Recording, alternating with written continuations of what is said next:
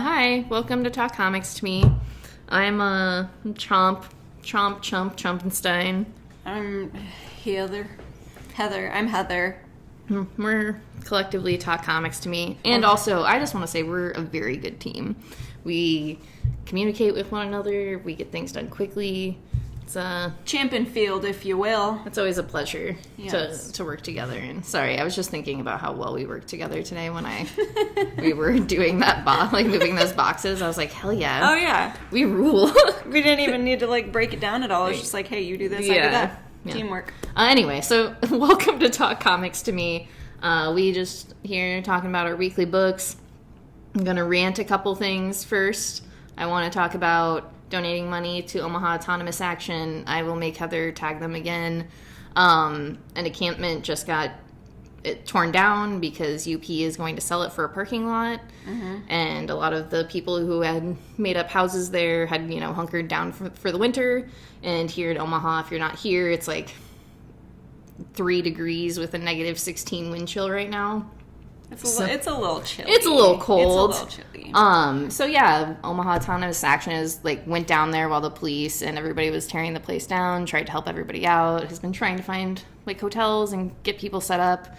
They also have a weekly Sunday soup kitchen type thing that they do. And so yeah, I would really love it if you donated money to them because it means a lot to me to take care of other people. And there's also, if you don't follow them, please follow them. But there's also Seeing Red, Nebraska.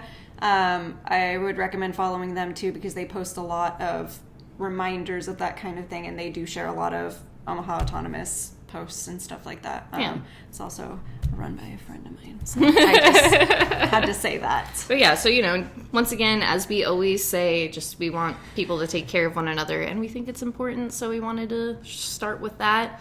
And now we're going to move on to our memories from the shop as we are closing out our 2 weeks in this building and moving to a new one. The new one is 2 blocks away from where I live, so it's going to be tight.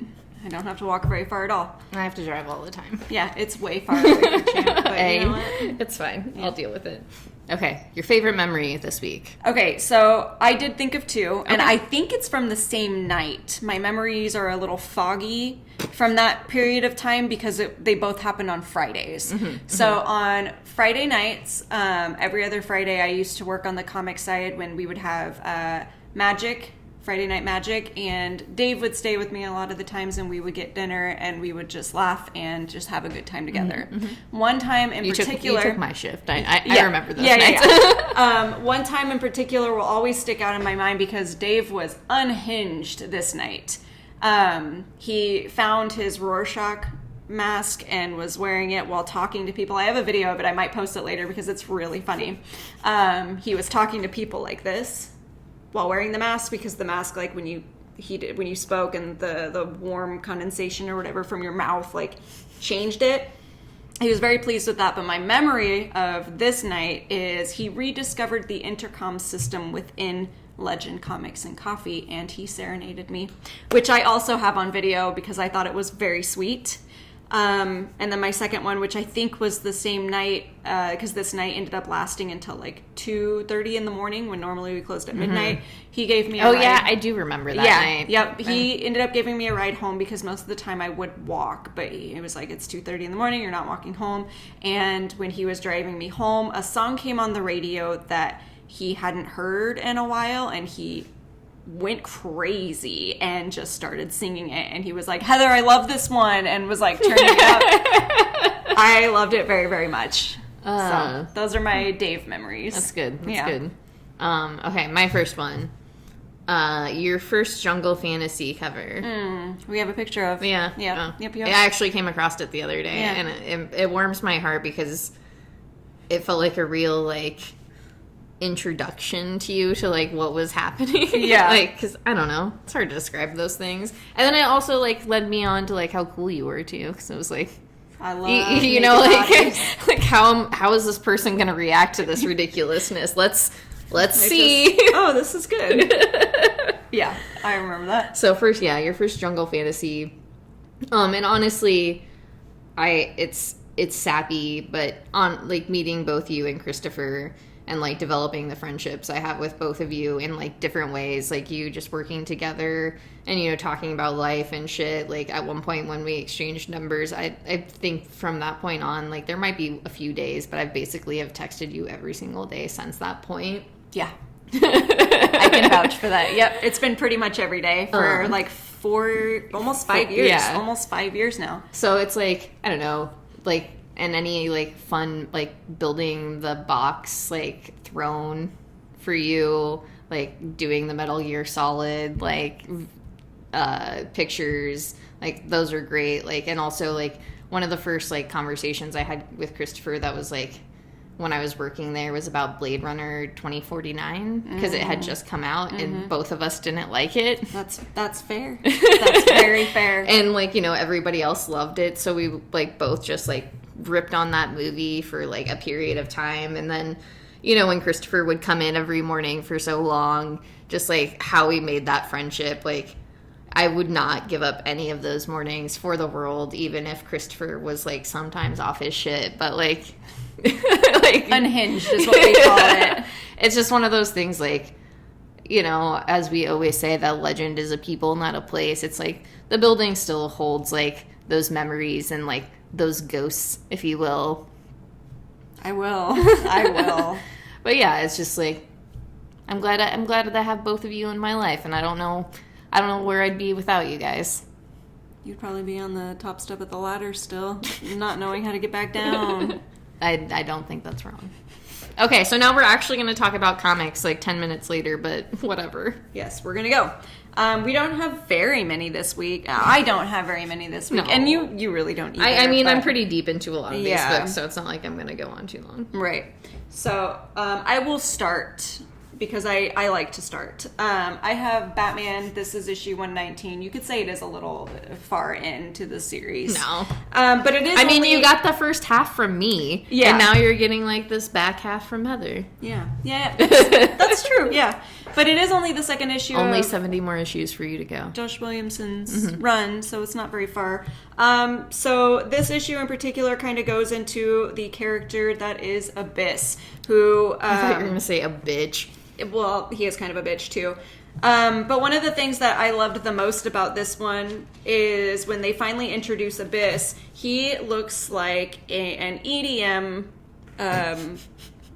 DJ, I guess, performer, because of the mask. Right? Am I right? Yeah, you are right. It's Okay. just, like, weird to... You have Look to at show the other camera, too. Yeah. It's, I saw it and it just made me laugh because...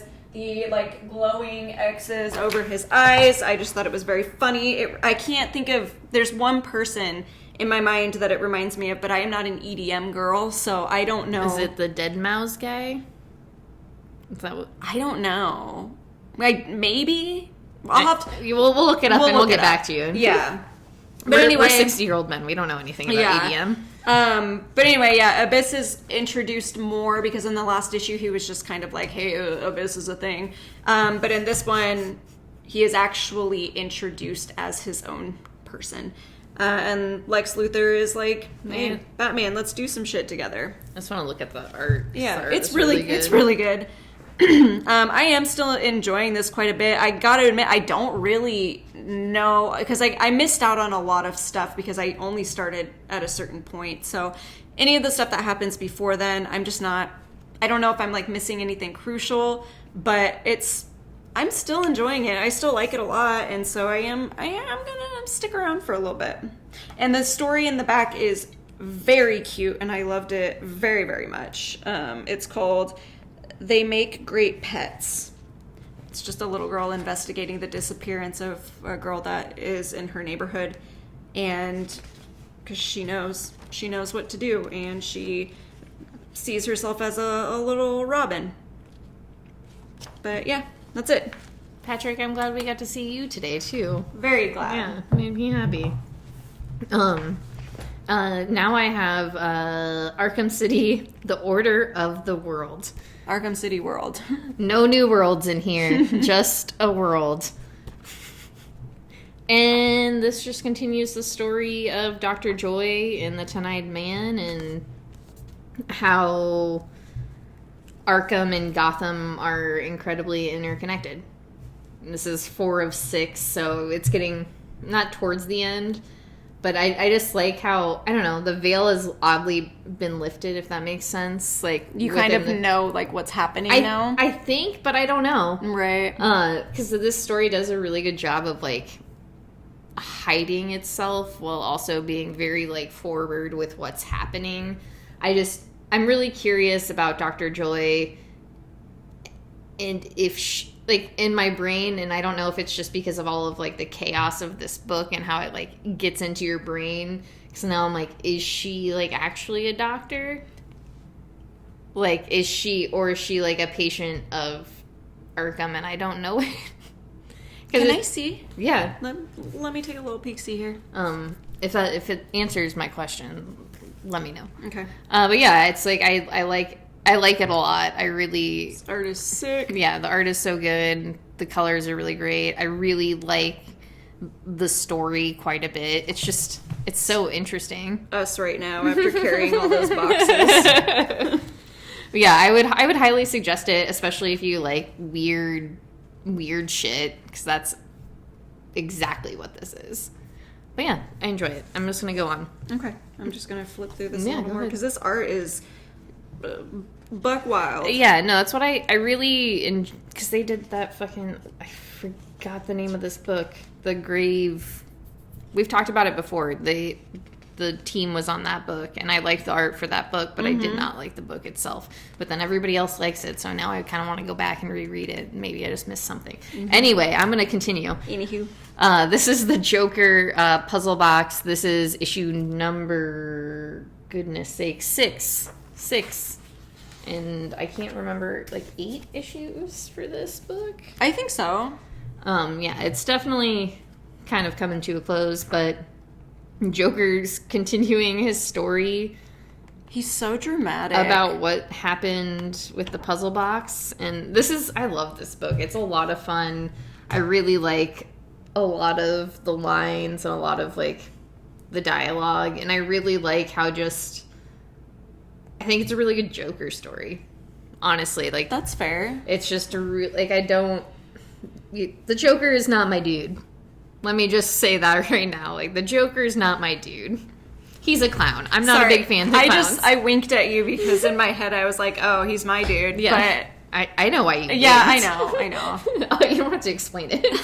I do love clowns. You do love clowns, and it's fine. Like, I appreciate you and our friend Heather, like, and what you guys do with clown shit. And I guess I joined that Clown Girl Honk Heaven Facebook page. Well, that's just a really good name. Like, well, yeah, I know. It definitely got my interest, but it is just a bunch of people, like, in clown makeup, like, getting hyped up by other people who wear clown makeup, and that's, I don't know, there's something really wholesome about it. Yeah. But anyway, the Joker puzzle box, really good Joker story, regardless of my feelings on the Joker. I think it's a lot of fun. I like the different artists for each issue, or each little kind of story. It does an interesting thing because it feels like you're kind of gaining more of their perspective, and it feels more like their story. Yeah, definitely suggest this book. The only thing that sucks about DC right now is that they release all of their books in hardcover before doing the soft cover, so it's just like, I think I might actually get it in hardcover though, because I did really like that first issue. Yeah, it's a lot of fun. Yeah, I never picked up any of the ones after that because I think in my head I was like, just wait for it. Just like wait to get it. But yeah, that's what I'm saying. I think, in my personal opinion, it's like, I love hardcovers too, but they're expensive. Yeah. And so it's like hard to justify, I think, like, putting out a hardcover first, charging, like, you know, $25, which is $25 to $29 for 8 issues. It's like, just give me a soft cover for like $18, $17. Like, that's, I don't know. Like I said, my personal opinion, I'd rather it be that way because I feel like it turns a lot of people off. That's, yeah, I can see that too. I mostly just like getting the hardcovers because sometimes they have like some bonus stuff in the background, which I would pay that like extra $7 for that. That makes sense to me. But I also just don't have room on my bookshelf anymore, so we'll see. All right, so that's all we have to say about that. Yes, which ended up being a lot. But next. This is Batman Detective. This is issue number 1047. This starts the Shadows of the Bat storyline. Yeah, which is which is kind of introducing the Arkham Tower and the question of, is this a good idea or a bad idea? And how is this going to work? Not to be confused with Bad Idea, the comics. Right. Or Arkham Asylum. There's a lot of confusing components to this story, but I loved this issue. Yeah, this issue was really great. I don't know, I am interested to see if I will continue liking Detective as we keep going with it, because I don't think I'll drop this book unless I can't pay for comics anymore. And that would be the only reason I would drop this book. And I think it would be a hard choice because I do really enjoy the story. It's very interesting. Mm-hmm. And I think because it's like also, I don't know, it's Batman but not Batman. Right. It's everyone who works with Batman, essentially. I mean, because Nightwing is mentioned in here, but like, where the hell is he? We're never gonna know.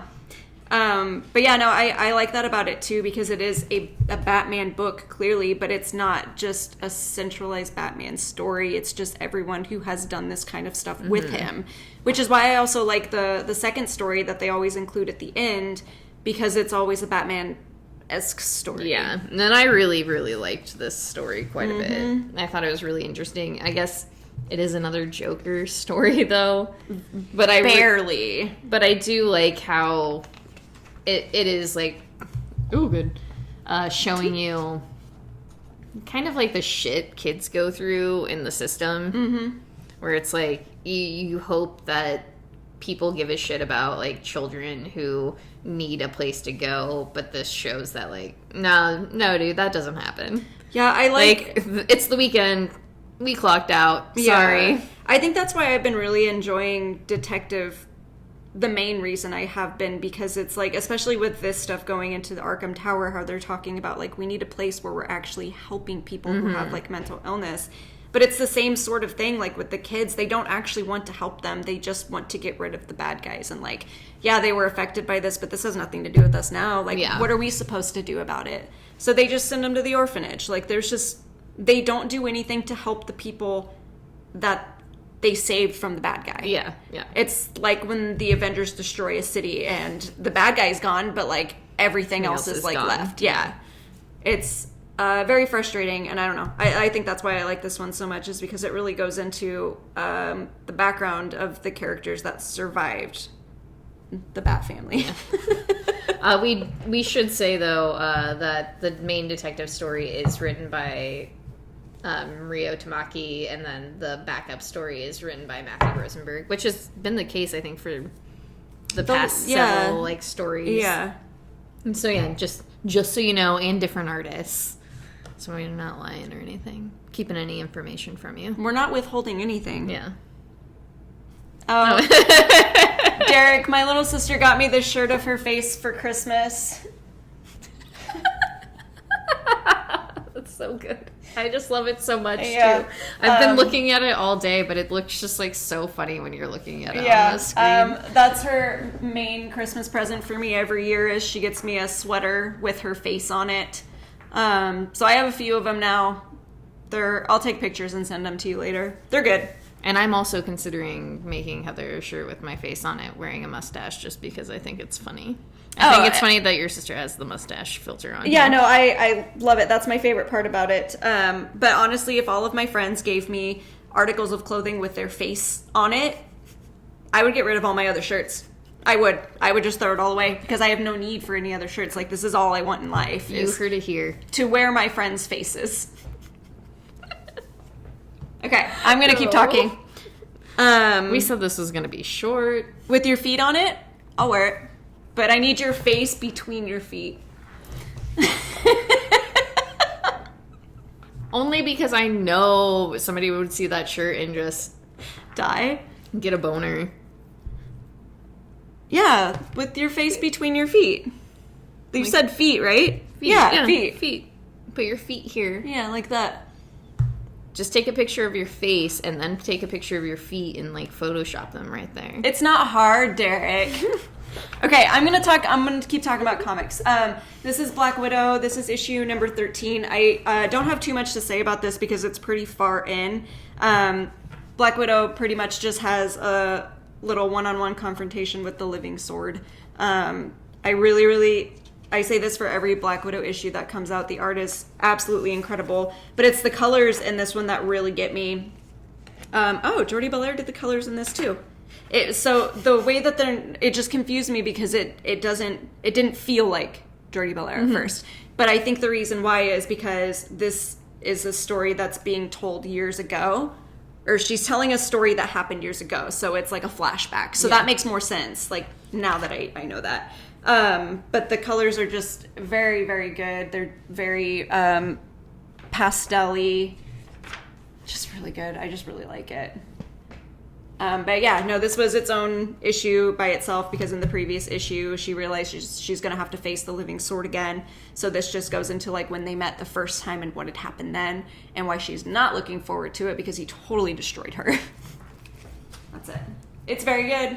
I'm gonna stick with it for probably either the rest of the story arc or just like start the next one. See what happens. See how I feel about it. Okay. I have Elektra, Black, White, and Blood. This is issue number 1. I read the Wolverine, Black, White, and Blood, so it's basically the same idea. All the stories are in red, white, I almost said in blue. Red, white, and black, and told by different narrators, or authors, creators, yeah. And also different artists who are also creators. All creators. All creaters, all different. Ask Derek how he feels about that cover. No, I'm not going to do that. So the first story is written by Charles Soule and Mark Bagley and John Dell and Edgar Delgado. John Dell inks. Edgar Delgado does the colors, and then Mark Bagley does the pencils. Not the Devil is the second story. It's done by Leonardo Romero, and the third story is The Crimson Path, and it's done by Declan Chevley, and then Simone D'Armini? D'Armini? Yeah. The second story was probably my favorite. The art was amazing. The story was a lot of fun. I am a huge fan of Elektra for some reason. I don't know why. There's something about that character I've always been drawn to, and I don't know what it is. The third story, the art is also amazing, and the story is also very good. I was gonna say I'd probably I already like this one the most. Oh my god! Yeah, you should borrow that issue, and read it, because it's not like you really need to know anything. But I really, this is probably my favorite one that I've picked up. I liked the Wolverine series a lot, but this was just so good. I liked the Daniel Warren Johnson Deadpool one, but yeah, this just blew me away. Every single little story I liked. The art was very phenomenal. Yeah, that cover is going to be amazing next time. You keep it, you read it. I'm going to keep it. That's 2 books you've given me today. Yeah, it's okay. But yeah, that's just, I definitely highly suggest picking it up. I don't know. I like Elektra. I like hot ladies. I was going to say she's a bad bitch with a sword. That makes sense why you're well, I'm drawn to her for some reason. I just love her so much. Yeah, because yes. Okay. So I have next Bylines in Blood. This is issue number 1. This is about a private detective who is kind of drawn into the mystery of why an editor, or not an editor, a newspaper man that she used to work with got murdered. Okay. I really, really did like the mystery. The art is just fucking so good in this book. It's, in my personal opinion, just wild. Yeah, the colors are really solid. Yeah, the colors, just the way the rain looks here. Just a lot of things about it. I really, and that could be a big reason why I like the book, is because of the colors and stuff. But my main complaint, everybody has heard this by now, is the lady dick. Yeah, I didn't read this book, but I did not like that comment. It just, I've never never liked when people say something like that, just because it's just, for one, it's gross. Yeah. And for two, it just seems really, what's the word? Bad. I can't, it's not the word. Yeah, no, I don't know which word you're looking for. I have no idea. I was hoping you would know. It just doesn't sound right. Yeah, no, it and I know that, like, when they're in the book, when they're saying it, they're kind of saying it as a slight, but it just feels, I don't know, there's something, yeah, it just feels off. It feels dirty. Yeah, like it feels, I don't know. Inappropriate? Yeah, well, my brain wants to say, like, oddly transphobic. Yeah, maybe that's what it is. Like, I don't know. It doesn't sound right. I don't think anyone should use it. It's gross in, like, multiple ways. Yeah, and I think it's just the fact that they, like, continually use it. It's just like, okay, I get it. Like, you're just a lady to talk to. Like, it's annoying, but that was, like, my main complaint. Mm-hmm. So I do want to, like, at least give it, I mean, I'll probably just add it to my pull file because I would like to give it, like, more than 2 issues. It's like a 6-issue series or something. Or I only saw a solicit for 3 issues, but who knows? So yeah, I don't know. I'll get over it. It's just a minor complaint. Yeah, a minor complaint, a weird thing that just, like, yeah, definitely unnecessary. Thank you. Yeah, rubbed me the wrong way. Definitely just made me feel just like, eh. Mm-hmm. And then it just came, like, I could have taken it once. It was like, oh, okay, 1 time's enough. Then it just, like, kept happening. Yeah, it's okay. It's unnecessary. Yeah. Patrick, thank you. You come in here. Come back. Come through the screen. Come to us. Come join us. All right, Heather. We got the next book together. Oh, shit. Okay. So, I guess we have both covers here.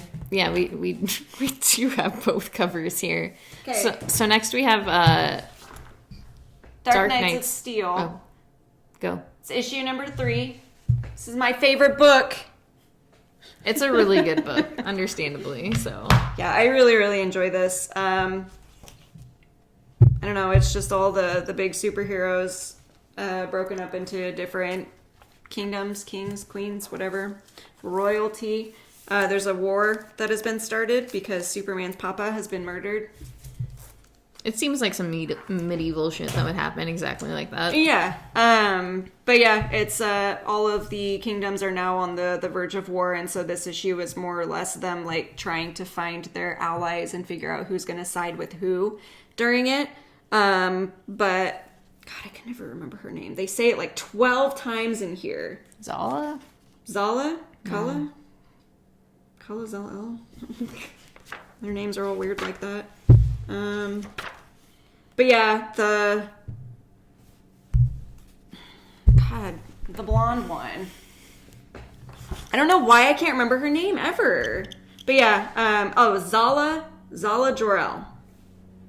She's been going around just trying to get revenge for the fact that her dad died, and she is taking names and or just is it like her? Killing. Well, we're never gonna know. I don't know. I'm sure it's her. Yeah, who knows? But yeah, no, she's going around just very upset at the fact that her dad got killed and is just like not. Yeah, she's not being chill. Yeah, not handling She's not it being well. very chill about it. The art, I So say, good. is so good. It's so good. Like the art and the story are really good. I'm really impressed because that's why I thought I had special ordered that first one. But I think that's why, like, I didn't end up adding it to my pull file. Because I did like the first issue, but it's just like, oh, I don't know.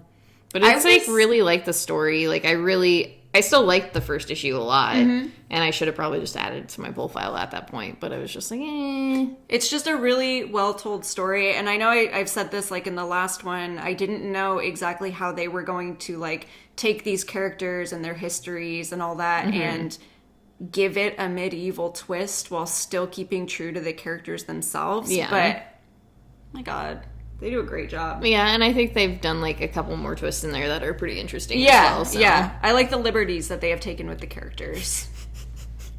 All right, go on. Oh, it's my turn? Yeah. Okay. Well, I had that book too, but I didn't talk about it as much. No? That one. What's happening? That's my bad. I love that book. I do forget. It's Champ fine. reads that one as well. I just totally cut Champ off and just It's totally fine. I think you sell that book better than I do, so it's fine. All right, well, here's a book that I don't sell very well. This is Odin's Eye. This is issue number 4. This is Bad Idea.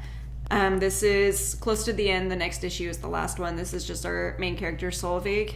I remembered her name. Yeah, you did Remembered her name. She runs into a couple people that she hasn't seen in a very long time that were with the original group when she kind of went berserk and like started killing people. She runs into them and, you know, discovers they are fine, and they're trying to help her with her journey to communicate with Odin so that she can help him find his eye. It's Odin's Eye. Odin's Eye, yeah. Name of the book. Did they say that in there?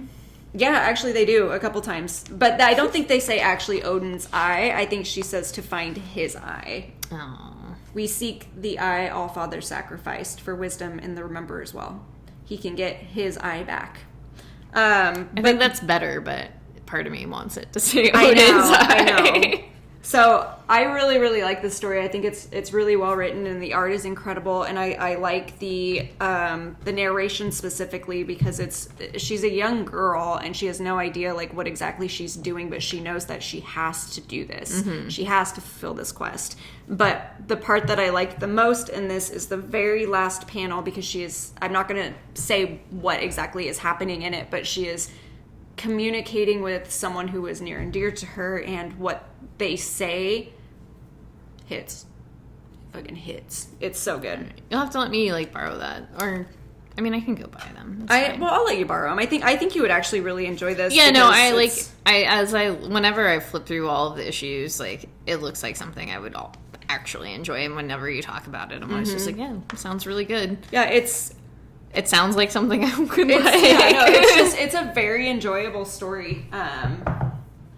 And I'm excited every time I see it. I'm like, oh, fuck yeah, I'm going to read that book. So, I don't know. That's all that matters, yeah. Right? Like, that's like the most important thing about like comics. It's very exciting. Yes. All right, well, I'm going to bring it down. Okay. No, I'm not. I'm going to just say this is Buffy the Vampire Slayer. This is number 33. Got one left. It's weird. I don't know how they're going to end it. Art was really great this issue. Really liked it. Colors were good. I think that's been my favorite part about this book for a minute. The art lately has been really good. Story's still a mess.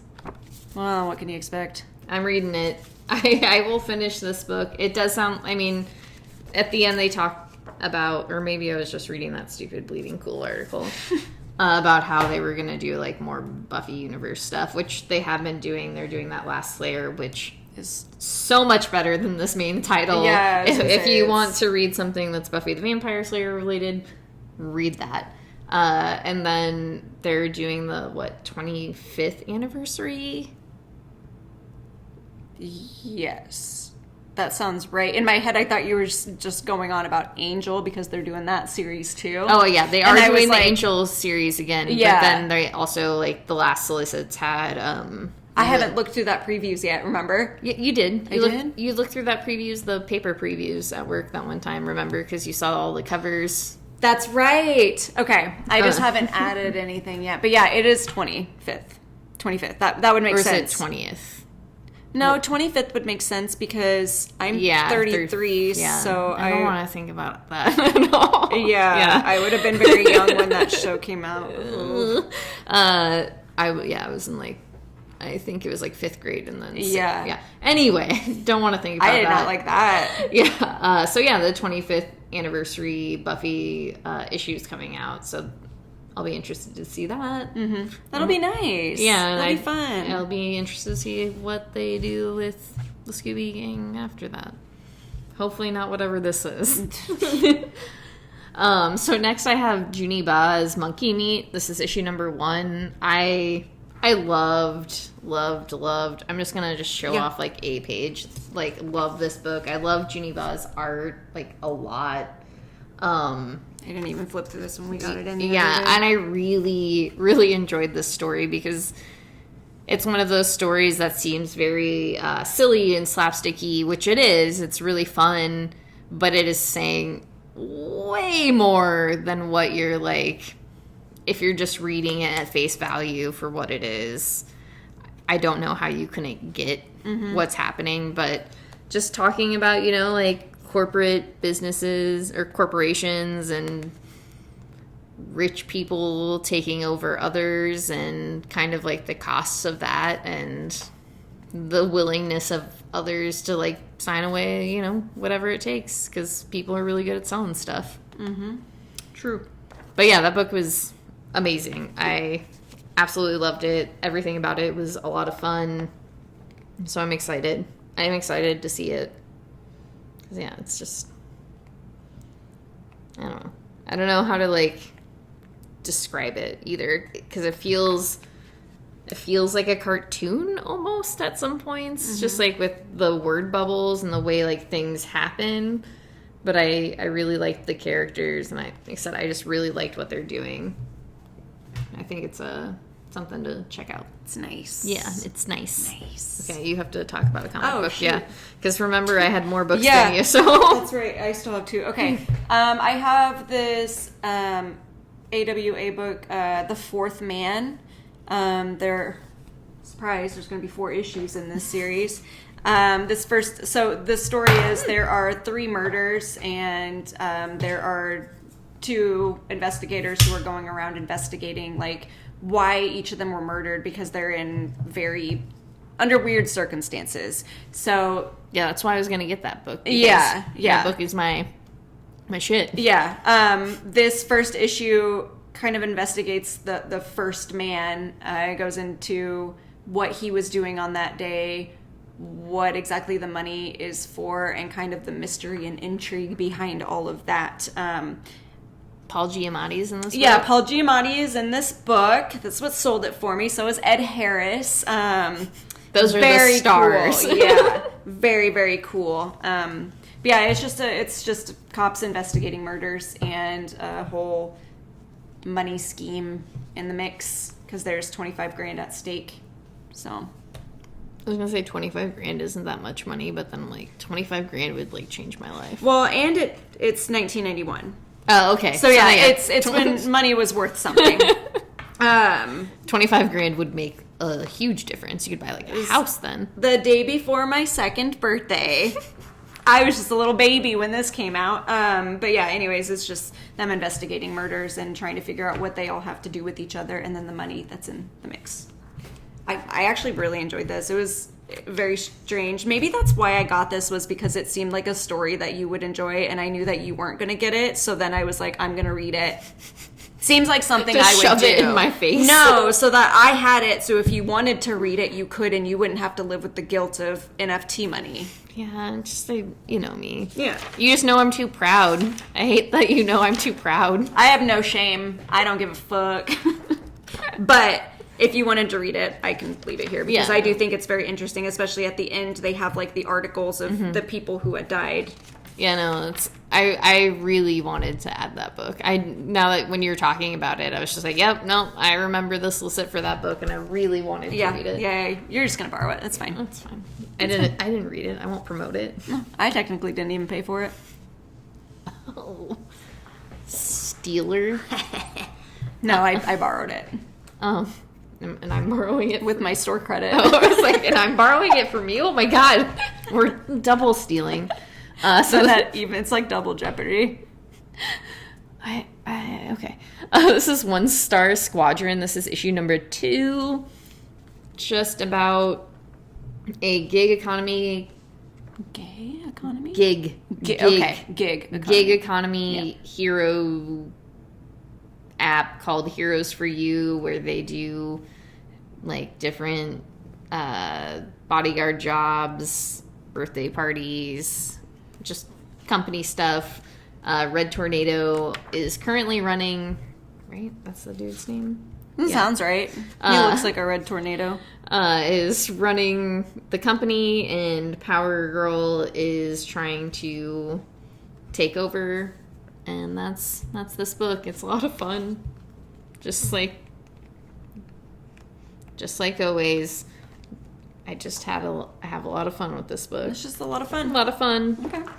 I don't really want to go into it. I just want people to read it. It's funny. It's also like once again, like last time, it's like oddly serious too, where I'm just like, it has that edge to it. Yeah, that edge to it, where there is a man who is like, I don't know, he's not like addicted to drugs, but he's addicted to like being a superhero. That I understand that, because if I had the ability to do it once, I would be like, fuck yeah, I'm into this. And it just feels like, because he takes a pill to get powers for a minute. His name is Minuteman.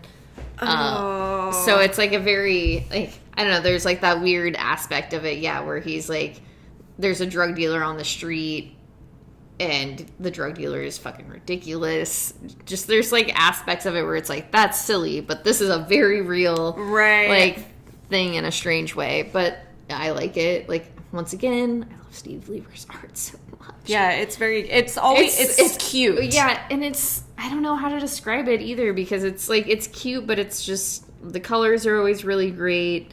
Like, facial expressions are always really good.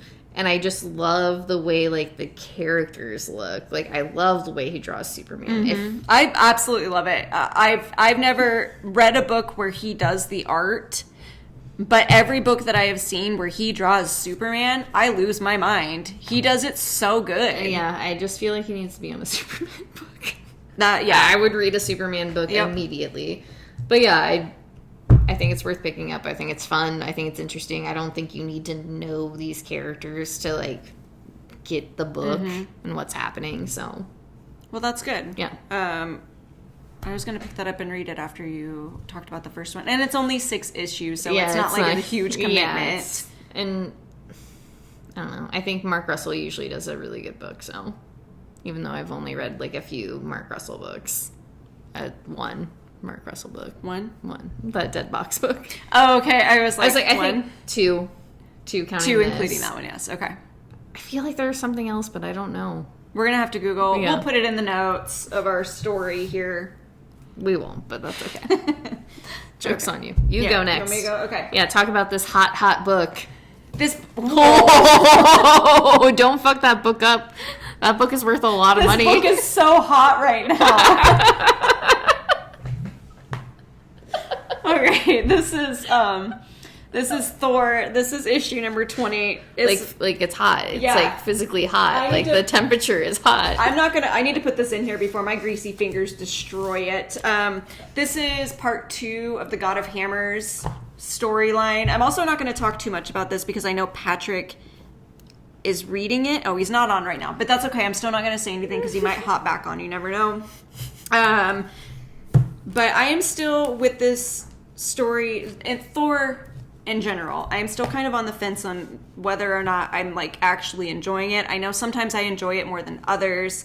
But in this part of the series, I am enjoying it just because I feel like this is where you see Thor at his most human, because he doesn't have the power of his hammer. He is just a king trying to do the right thing. He is also working with Odin, who I fucking hate. Dude's a piece of shit. I will say that for the rest of my life. I do not like him. But we know you hate Odin. He is, and it pains me to say this, Odin is trying to do good by helping. Okay. I don't trust him. But anyway, so yeah, Thor is missing his hammer. There is a bunch of naughty shit going on throughout the 9 realms. People are dying all over the place. But my favorite thing about this issue is the fact that Odin and Thor are like fighting, and Loki is just like, I need you guys. So he just pulls them in to Jotunheim where they are, and he's like, get the fuck over yourselves. Look what's happening. That's one of my favorite parts.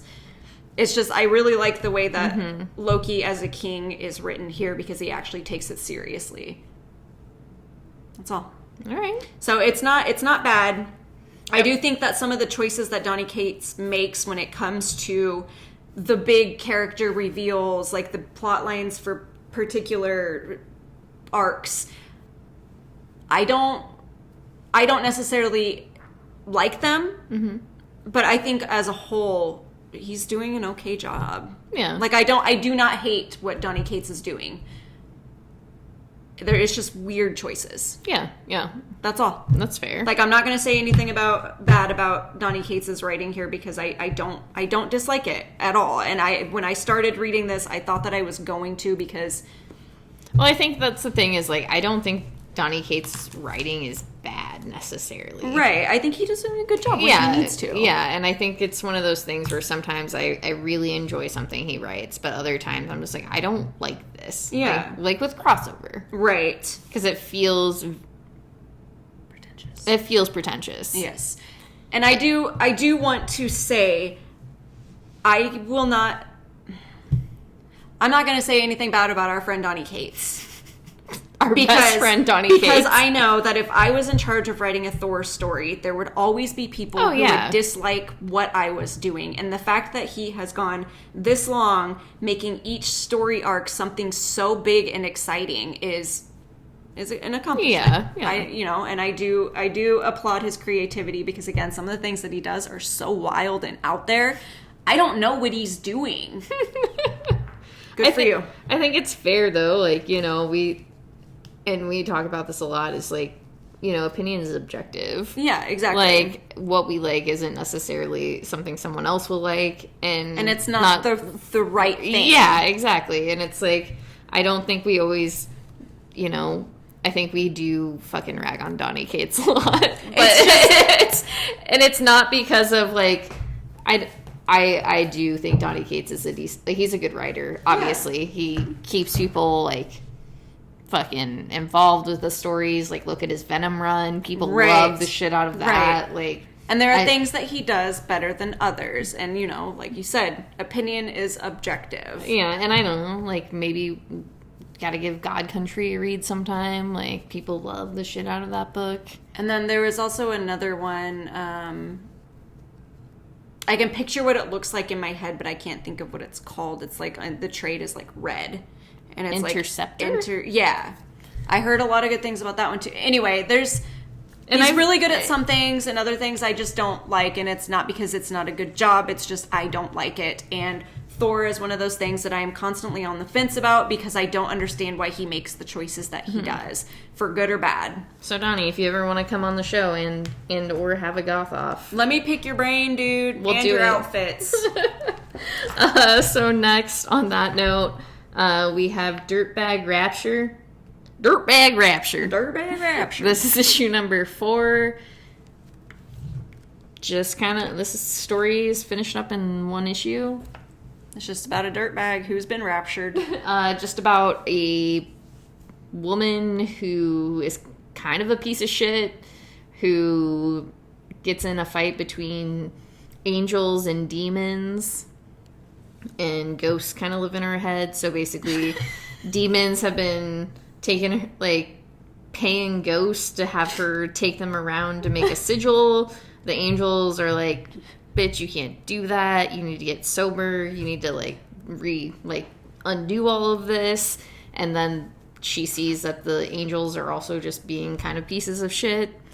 And that's where this is at now. Okay. It's a really fun story. I have a lot of fun. The art is so good. It's not that I didn't think I would like it. I just wasn't sure. So it's just like a stoner kind of drug addict is dealing with ghosts, and then it's just like there's this weird epic battle, and she's going to meet God and all of these things, and it's just silly. Yeah, it's silly, and I like the mystery that's wrapped up in it, where I'm just like, I don't know. I don't know if anyone's good or bad, and I don't know what's going to happen. I'm in for the ride. I'm having a fun time. I think Christopher Savella does a really good job with that, though. I can see that. Yeah. And the art, the art is so good. The art and colors are just so good. It's stupid. Kendall Good does the art, and then it's colored by Gab Contreras. So yeah, it's, if nothing else, I do always love looking at this. Yeah, book. It's just a very aesthetically pleasing book. Give it to my eyes. All right, so next we have Inferno. this is the end. Yes. Without spoiling too much either, because this was a fantastic way to end the whole... I'm going to say spoilers just in case. Yeah, no. Yeah, of course. No, there are going to be spoilers. I just don't want to, like, give a play-by-play of what happens. Oh, yeah, for sure. This was such a really good exit by Jonathan Hickman with this book, and I honestly wish that... And I was talking to Lucian about this kind of today with, like, House and Powers and, like, then the X line. I wish that he could have done more. Because it feels like with House and Powers and then the 2 years of the X line and then this, it feels like it's kind of missing something. Mm-hmm. Like, the piece that, like, should have been there where, like, everything was so more involved, where you had, like, X of Swords, which was so good, and then the Hellfire Gala, which was so bad, and then it's just like it feels like a disconnect once you get to here, and it feels like if it could have been just more streamlined, it would have been just so much better. And I think there's just too many books and too many people and too many moving pieces. That's what I was gonna say. I don't feel like it was completely necessary to tie an entire thing together by having a bunch of people write different stories. I did enjoy them, but I think including them as a part of this whole, like, X-Men, the new X-Men phase or whatever you want to call it, I think that was wrong, because